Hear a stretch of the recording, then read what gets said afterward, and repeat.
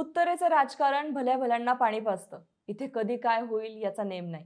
आत्ताच अशी स्थिती आहे असं नाही, तर गेल्या 7-8 दशकांपासून उत्तरेचं राजकारण खतरनाकच राहिलंय. उत्तरेत कोण कोणाची कशी गेम करेल याचा नेम नसतो. उत्तरेतील आक्रमक राजकारणाचा गड समजल्या जाणाऱ्या श्रीरामपूरमध्येही 1999 ला अशीच एक निवडणूक झाली.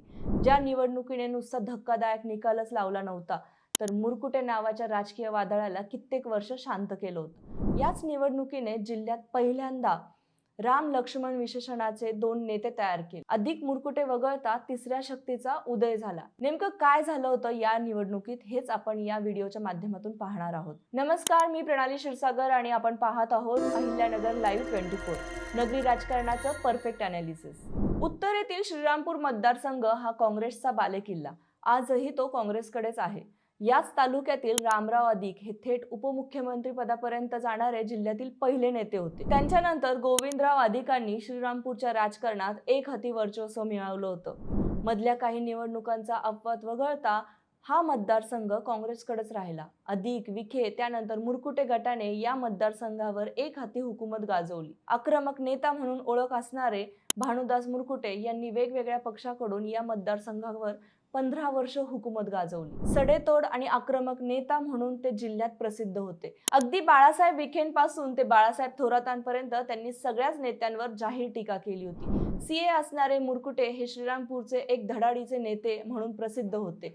त्यांनी 1980 मध्ये काँग्रेसकडून, 1990 मध्ये जनता दलाकडून आणि 1995 मध्ये पुन्हा काँग्रेसकडून विधानसभा निवडणूक जिंकून स्वतःचं राज्यभर ओळख तयार केली होती. अधिक पर्वाचा खरा अस्त मुरकुटेंनीच केला.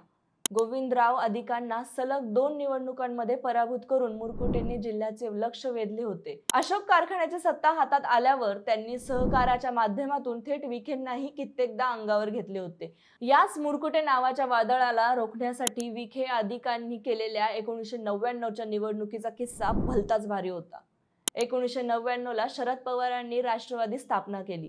त्यावेळी प्रवरेच्या बाळासाहेब विखे व संगमनेरचे बाळासाहेब थोरात वगळता जिल्ह्यातील बहुतांश नेते त्यांच्यासोबत गेले. अकोल्याचे मधुकरराव पिचड, श्रीगोंद्याचे बबनराव पाचपुते, कोपरगावचे शंकरराव कोल्हे, नेवाशाचे यशवंतराव गडाख, राहुरीचे प्रसाद तनपुरे यांच्यासह श्रीरामपूरचे भानुदास मुरकुटेंनीही शरद पवारांना साथ दिली होती. या वर्षी राज्यात मुदतपूर्व निवडणुका लागल्यावर या सगळ्याच नेत्यांना शरद पवारांनी तिकीट दिलं. श्रीरामपूरमधून भानुदास मुरकुटेही राष्ट्रवादी उमेदवार झाले. मुळात हा मतदारसंघ परंपरागत काँग्रेसचा असल्याने काँग्रेसला मुरकुटे विरोधात उमेदवार हवा होता. शिवाय काँग्रेसमध्ये असणाऱ्या विखे व अधिक गटालाही मुरकुटेंचा बदला पूर्ण करायचा होता. मुरकुटे सलग तिसऱ्या टर्मलाही विद्यमान आमदार होते. आता मुरकुटेंसमोर लढायचं म्हटल्यावर विखे आणि अधिक या दोन्ही नेत्यांनी उमेदवारांचा शोध सुरू केला. मुरकुटेंविरोधात फक्त तुल्यबळ नेता शोधायचा नव्हता, तर शेवटपर्यंत लढणारा नेता शोधायचा होता. कारण त्यावेळी मुरकुटेंची फक्त श्रीरामपूरच नाही तर पूर्ण उत्तरेत चांगलीच दहशत होती. उमेदवारांचा शोध घेताना विखेंसमोर अचानक श्रीरामपूरचे नगराध्यक्ष जयंत ससानेंचं नाव आलं. ससाने हे श्रीरामपूरच्या राजकारणात 1980 पासून सक्रिय होते. ते पूर्वीचे अधिकांचे आणि नंतरचे मुरकुटेंचे कार्यकर्ते असले तरी नगरपालिकेत तब्बल 15 वर्षांपासून सक्रिय होते. श्रीरामपूर शहराचा विचार केला तर ससाने एवढा लोकप्रिय नेता शहरात दुसरा कोणीच नव्हता.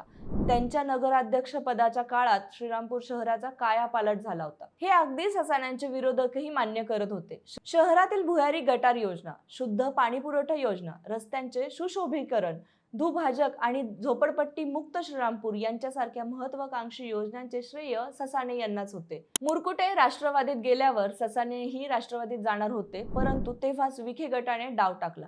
ससानेंना काँग्रेसमध्ये थांबवत त्यांच्या तिकिटासाठी आपलं वजन खर्च केलं आणि झालंही विखेंच्या मनासारखं. विशेष म्हणजे आता अधिकांचीही साथ ससानेंना मिळाली.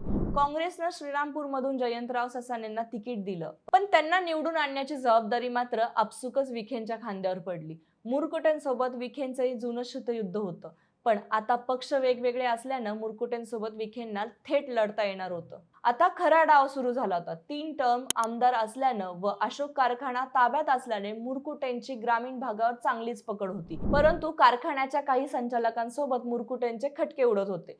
हीच बाब हेरून प्रवरा यंत्रणा कामाला लागली.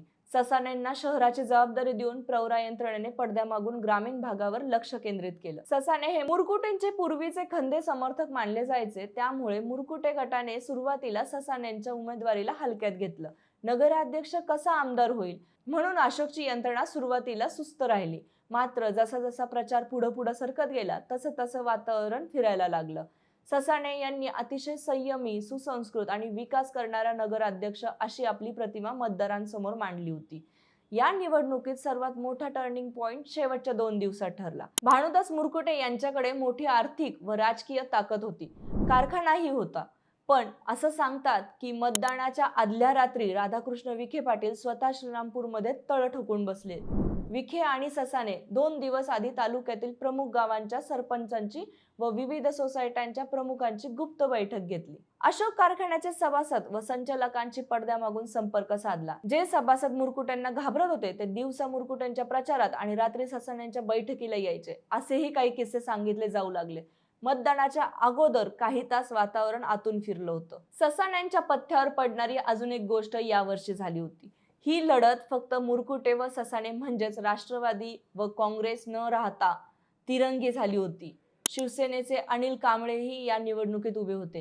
ग्रामीण भागात शिवसेनेची ताकद चांगली होती, त्यामुळे ग्रामीण भागाचा होणारा मतविभाजन हे ससाण्यांच्या पथ्यावर पडणारे होतं. हाही अंदाज प्रवरा यंत्रणेने बांधला होता. निकाल लागला तेव्हा हे सगळे अंदाज खरे ठरले. काँग्रेसच्या जयंत ससाणे काठावर का होईना पण विजयी झाले. ससाण्यांना 36,053 मते मिळाली तर मुरकुटेंना 35,384 मतांवरती समाधान मानावे लागले. 669 मतांनी ससाणे निवडून आले होते. शिवसेनेच्या उमेदवारामुळे मुरकुटेंचा गेम झाला होता. शिवसेनेच्या उमेदवारानेही 21,280 मते घेऊन जोरदार मतविभागणी केली होती. अशक्य वाटणारा मुरकुटेंचा पराभव ससाणे सारख्या नगराध्यक्षांनी करून दाखवला होता. पुढे 2004 सालीही ससाण्यांनी पुन्हा एकदा बाजी मारली. त्यानंतर मात्र 2009 मध्ये हा मतदारसंघ आरक्षित झाल्यावर ससाण्यांना थांबावं लागलं. पण तरीही ससाण्यांनी आपल्या गटाच्या भाऊसाहेब कांबळेंना सलग 10 वर्ष आमदार करून दाखवलं. जयंत ससाणे व राधाकृष्ण विखे ही जोडी नगरच्या राजकारणात पुढे राम लक्ष्मणाची जोडी म्हणून प्रसिद्ध झाली. विखेंच्या मध्यस्थीने ससाण्यांना पुढे शिर्डी संस्थानच्या अध्यक्षपदही मिळालं होतं. याच बाजीगर नेत्याचं 19 फेब्रुवारी 2018 रोजी निधन झालं.